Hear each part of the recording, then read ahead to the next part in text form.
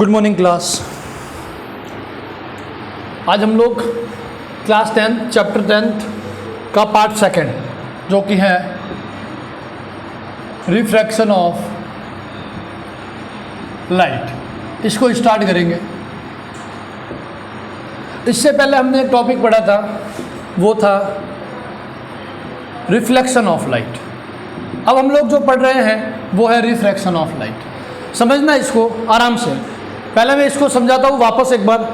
Reflection में क्या हुआ था, कोई एक सरफेस थी, वहाँ पर लाइट आती थी और वापस ये मीडियम फर्स्ट है, ये मीडियम सेकंड है। होता क्या था, जहाँ से लाइट रे आई है वापस बैंड टूवर्ड्स मीडियम सेकंड, वापस मीडियम फर्स्ट, वापस जिस मीडियम से आई है उसी मीडियम में वापस चली जाती थी। वो कौन सा था, हमारा रिफ्लेक्शन। लाइट रे जिधर से गई है उधर को ही आएगी, ये था आपका रिफ्लेक्शन। अब रिफ्लेक्शन में क्या होगा, इसका जस्ट ऑपोजिट होगा। कैसे? लेट सपोज मेरे पास में ये कोई मीडियम है, सॉरी ये कोई सरफेस है, ये मीडियम 1 है, मीडियम 2 है। मान लो ये एयर है और ये क्या है, वाटर है। अब होगा क्या, जैसे ही यहाँ से कोई लाइट रे आई, ये लाइट रे आ गई। अब होगा क्या, यहाँ पर हम लोग ये लाइट आई है तो ये इंसिडेंट हो जाएगी, तो हम लोग लिख देंगे इसको इंसिडेंट रे। ठीक है, इंसिडेंट होने के बाद में यहाँ आपको पता है एक 90 डिग्री परपेंडिकुलर ड्रॉ किया जाता है। ठीक है, ये 90 डिग्री हमने ड्रॉ कर दिया है, ये स्ट्रेट लाइन ही ड्रॉ होती है वैसे। अब आप लोग समझना, ये 90 डिग्री मैंने नॉर्मल ड्रॉ कर दिया है, जिसे परपेंडिकुलर नॉर्मल कुछ भी कह सकते हो। अब ये जाने किधर चाहिए, अगर अपन लोग लेके दो सिस्टम से तो लाइट रे ऐसे जानी चाहिए, लेकिन ये या तो यहाँ पर आएगी और यहाँ फिर इधर को जाएगी। जहाँ से जानी चाहिए वहाँ नहीं जाएगी, या तो नॉर्मल के पास आएगी या नॉर्मल से दूर जाएगी। ये अलग अलग कंडीशंस के ऊपर डिपेंड होता है। हम लोग रिफ्लेक्शन ऑफ लाइट क्या कहेंगे कि कोई भी लाइट रे अगर इंसिडेंट होती है तो वो पर्टिकुलर एक जगह से टकरा करके वो अगले मीडियम में एंटर कर जाती है। अगले मीडियम में क्या कर जाती है, एंटर कर जाती हैं। तो हम लोग इसमें डेफिनेशन क्या बोल सकते हैं, change in the path of light, change in the path of light ray as it passes from one medium to another medium is called refraction of light. ये डेफिनेशन को समझना, change in the path of light ray. ये path था light रे का, ये वाला, इसने पाथ को क्या कर दिया, चेंज कर दिया। कब? जब it passes from, when it passes from one medium, ये medium first, to another medium, another medium में जब जाएगा तो ये अपना पाथ को क्या कर देगा, चेंज कर देगा। उसे हम लोग कहेंगे रिफ्रैक्शन ऑफ लाइट। ठीक है, रिफ्रैक्शन ऑफ लाइट। अब हम लोग ये एग्जांपल हमने समझ लिया है। दूसरी चीज, ये वाला जो मीडियम है, ये कौन सा मीडियम हो जाएगा आपका, रेयर मीडियम इसको कहते हैं, याद रखना है, रेयर मीडियम। और ये हो जाएगा आपका डेंसर मीडियम। ये आपकी एयर थी, ये आपका वाटर था। हमेशा एक चीज को ध्यान रखना है, एयर जहां होगा मीडियम, एयर रेयर, एक जैसा नाम है, एयर रेयर, एयर रेयर। तो एयर वाला जो भी मीडियम होगा वो आपका रेयर मीडियम होगा। और जो बाकी का कोई भी मीडियम है, वाटर हो गया, ग्लास हो गया, डायमंड हो गया, कोई भी मीडियम है, वो एल्कोहल हो गया, कोई भी मीडियम है, तो वो आपका हो जाएगा डेंसर मीडियम। क्यों? क्योंकि एयर की डेंसिटी इन सबसे कम होती है, वाटर से, ग्लास से, तो हम लोग इनको डेंसर कहेंगे। डेंस से बना है डेंसर, डेंसिटी ज़्यादा है तो डेंसर। और दूसरा जो है वो रेयर मीडियम है, रेयर चांस में इसकी डेंसिटी बहुत कम है, रेयर डेंसिटी है। एयर लिखा हुआ होगा तो भी रेयर होगा, और वैक्यूम लिखा हुआ हो भी तो भी रेयर होगा। ठीक है, ये चीज़ आपको ध्यान रखनी है। अब चलते हैं इससे थोड़ा सा और आगे की ओर। चलो, ये हो गया। अब इसके बाद में कंडीशंस बताऊंगा मैं आपको कि ये यहाँ पर कब आएगी और यहाँ पर कब आएगी। सुनना, समझना ध्यान से। अब हम लोग जो समझ रहे हैं वो है कि टूवर्ड्स द नॉर्मल लाइट रे कब आएगी और away from the normal light रे कब आएगी। तो समझना, फर्स्ट ये नॉर्मल ड्रॉ की है, ये आपकी इंसिडेंट रे हो जाएगी, तो ये आपका एंगल कौन सा हो जाएगा, इंसिडेंट एंगल हो जाएगा। अब जाने किधर चाहिए ये रे, लेट सपोज ये मीडियम है आपका रेयर मीडियम और ये मीडियम है आपका डेंसर मीडियम। और 99.9% रेयर मीडियम कौन सा है? एयर है। ये कौन सा होगा? कोई भी हो सकता है, वाटर लिख दिया। अब मेरी बात को सुनना, एकदम देखो इसी तरीके से समझाऊंगा, ध्यान से अगर समझते हो तो। हम लोग जब एयर में अब मूव कर रहे हैं तो कितने फ्रीली मूव कर रहे हैं, एकदम फ्री मूव कर रहे हैं, वॉकिंग, रनिंग, जो भी करना है वो कर रहे हैं। लेकिन जैसे ही या तो हम किसी सॉलिड के अंदर घुसने की कोशिश करेंगे, सॉलिड के अंदर, और या फिर हम लोग वाटर के अंदर जाएंगे, तो क्या हमारी वॉकिंग वैसी की वैसी होगी? नहीं होगी। क्या हम लोग जो हमारा चलने का तरीका है, भागने का है, रनिंग वगैरह कुछ भी वैसी करें? नहीं, वो चेंज हो जाएगी। चलो, तो ये तो हमें पता चल गया कि ये आने जाना है, या तो इधर जाना है, इधर। अब ये इधर कब जाएगा, ये इधर कब जाएगा, वो भी समझना। हम लोग जैसे ही उसके अंदर जाते हैं, सिकुड़ जाते हैं। हम एकदम से, हमारे पैर जो हैं वो, हाथ पैर पूरे सिकुड़ जाते हैं, हम लोग एकदम कन्वर्ज हो जाते हैं। तो ये का ये सिस्टम इधर होगा। अब होगा क्या, जब लाइट रे इधर जानी चाहिए तो ये कन्वर्ट हो जाएगी, कन्वर्ट सिकुड़ जाएगी। सिकुड़ना का मतलब जानी तो इधर चाहिए लेकिन ये नॉर्मल की तरफ आ जाएगी, जानी तो इधर चाहिए लेकिन ये इधर आ जाएगी। तो ये आपका एंगल कौन सा हो जाएगा? आर हो जाएगा। कब? When light ray passes from rarer medium to denser medium, then after the bending of light it moves towards the normal. ये नॉर्मल की तरफ में बेंड हो जाएगी, नॉर्मल की तरफ बेंड हो जाएगी। ये देखिए नॉर्मल की तरफ बेंड होगी। तो यहां पर क्या कंडीशन बनी? आई, एंगल आई जो है ये वाला, ये बड़ा है या आर बड़ा है? आई बड़ा है। तो angle i is greater than r. ये कंडीशन हम लोगों ने यहां देख ली। क्या कंडीशंस देख ली हमने? आई इज ग्रेटर देन आर। कब? जब हम लोग रेयर से कौन से मीडियम में जाएंगे? डेंसर मीडियम में जाएंगे। सेकेंड कंडीशन, जब हम लोग डेंसर से रेयर मीडियम में जाएंगे तो क्या होगा? ये लाइट रे, ये मेरा नॉर्मल,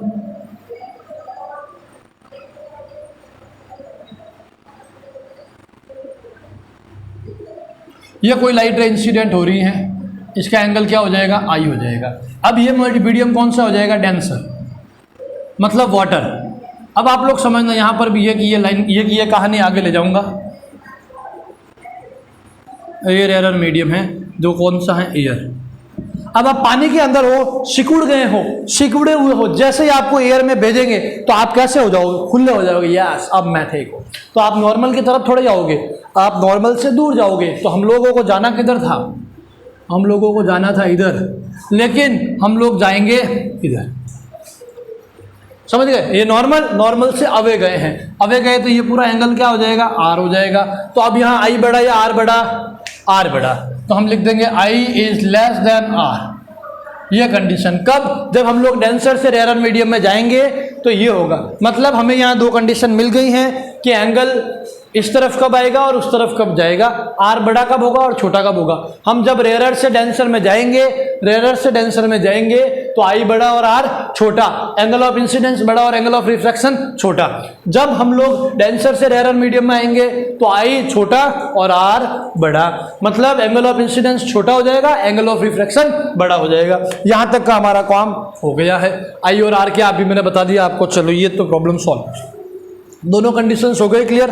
अब इन दोनों कंडीशंस को लेकर के ही चलते हैं आगे, और एक ये दोनों कंडीशंस एक साथ करवाते हैं। वो करवाते हैं ग्लास स्लैब के ऊपर। ग्लास यानी कांच के टुकड़े, स्लैब यानी साबुन की बट्टी होती है, वैसे एक कांच की बट्टी लेते हैं। ये आपको सब 11th-12th की फिजिक्स की लेबोरेटरी मिल जाएगा आपको। चलो अब इससे आगे चलते हैं। अब इससे आगे की बात करेंगे हम लोग, समझना। Refraction through a glass slab, ये आपकी हेडिंग है, refraction through a glass slab. ठीक है।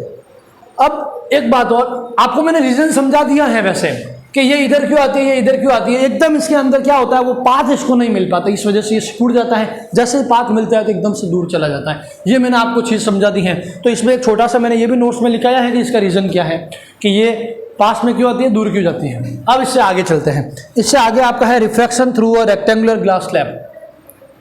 आगे कौन सी हेडिंग है? रिफ्लेक्शन कराना है हमें कौन से? रेक्टेंगुलर ग्लास स्लैब के अंदर, through rectangular glass slab. Glass slab है, रेक्टेंगुलर है, उसके अंदर हमें क्या करवाना है? रिफ्लेक्शन करवाना। कैसे होगा देखना। ये कोई मेरी रेक्टेंगुलर शेप की ग्लास स्लैब। अब ग्लास है तो ये कौन सा मीडियम हो जाएगा? ग्लास। तो ये मीडियम कौन सा कहलाएगा? अब डेंसर। यहाँ पर कुछ नहीं है, आसपास में तो एयर ही तो हुई, एयर है तो ये कौन सा मीडियम हो जाएगा, रेयर मीडियम होगा। इधर एयर ग्लास, फिर यहाँ क्या आएगी, एयर ही तो आएगी, क्या आएगी, एयर, तो इसको भी मैं क्या लिख दूंगा, रेयर, जो कि क्या हो जाएगी, एयर। ठीक है, अब हम लोग क्या करते हैं, यहाँ से लाइट रे को इंसिडेंट करते हैं, ये आ गई लाइट रे, इंसिडेंट करते हैं, इंसिडेंट रे आ गई।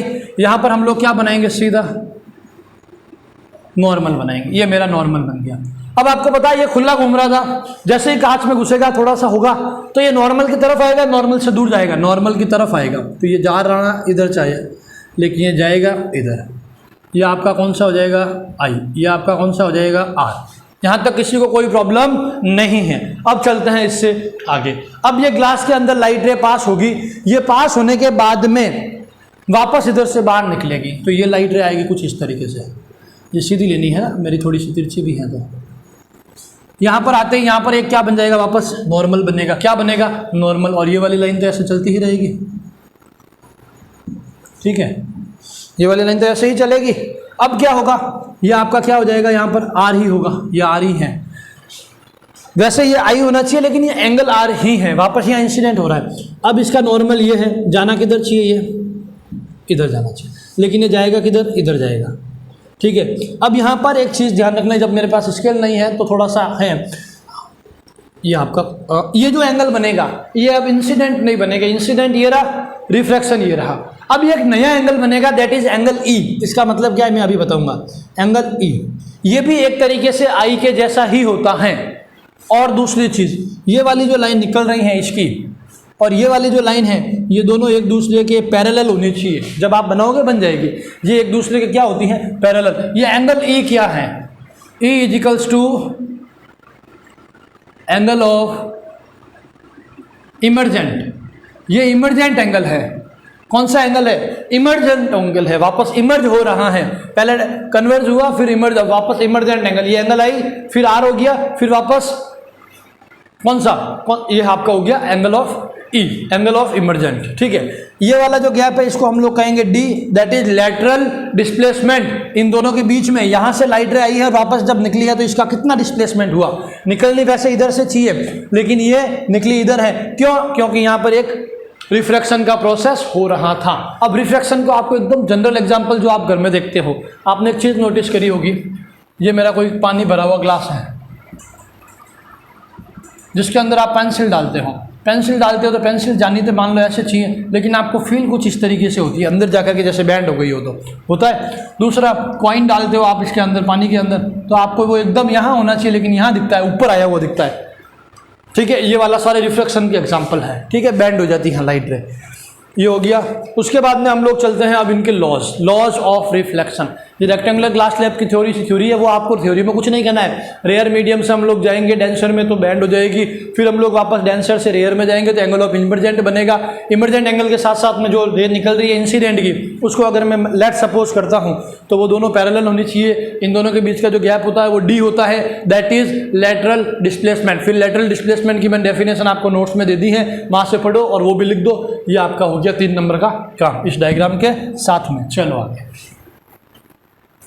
अब इससे आगे जो है वो है आपके लॉज ऑफ रिफ्लेक्शन। जैसे रिफ्लेक्शन के लॉ थे 2, कौन कौन से, angle of i is equals to angle of r, और एक और था incident ray, reflected ray and normal, all are in same plane. ये 2 लाइनें मैंने बोली थी। ठीक है, तो यहाँ पर एंगल आई और एंगल आर तो इक्वल हो गई नहीं, क्योंकि एक बार तो आई है लेस देन, एक बार आई है ग्रेटर देन, तो बराबर तो होने से रहा। क्यों नहीं होगा, क्योंकि यहाँ रिफ्लेक्शन हो रहा है, तो ये लॉ तो होगा नहीं। दूसरा कौन सा था, इंसिडेंट रे, रिफ्लेक्टेड रे और नॉर्मल। तो जहाँ आपने रिफ्लेक्टेड लिखा है वहाँ आप लिख दोगे रिफ्रैक्टेड रे।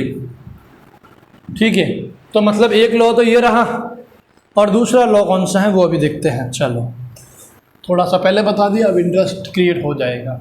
बहुत अच्छी चीज़ है अभी, और इम्पोर्टेंट बताऊंगा, इजी चीज़ भी बताऊंगा अगर पूरा देखते हो तो। अब हमारी हेडिंग रहेगी लॉज ऑफ रिफ्रैक्शन। रिफ्रैक्शन के लॉज की बात करते हैं, लॉज ऑफ रिफ्लेक्शन। समझना इसको अब ध्यान से थोड़ा। लॉज ऑफ रिफ्रैक्शन जो है, वो फर्स्ट लॉ क्या कहता है, इंसिडेंट रे, प्रूफ करूंगा ये, refracted ray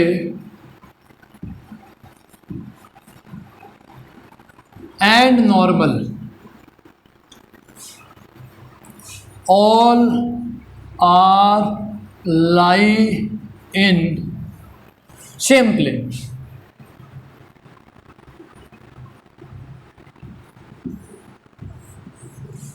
incident ray, reflected ray and normal सब एक प्लेन में ही तो हैं, क्या नहीं हैं? हैं। तो ये लॉ सही है। एक तो ये लॉ आपको पता होना चाहिए, ये चीज़ होनी चाहिए जब आप रिफ्लेक्शन पढ़ो तो। और दूसरा है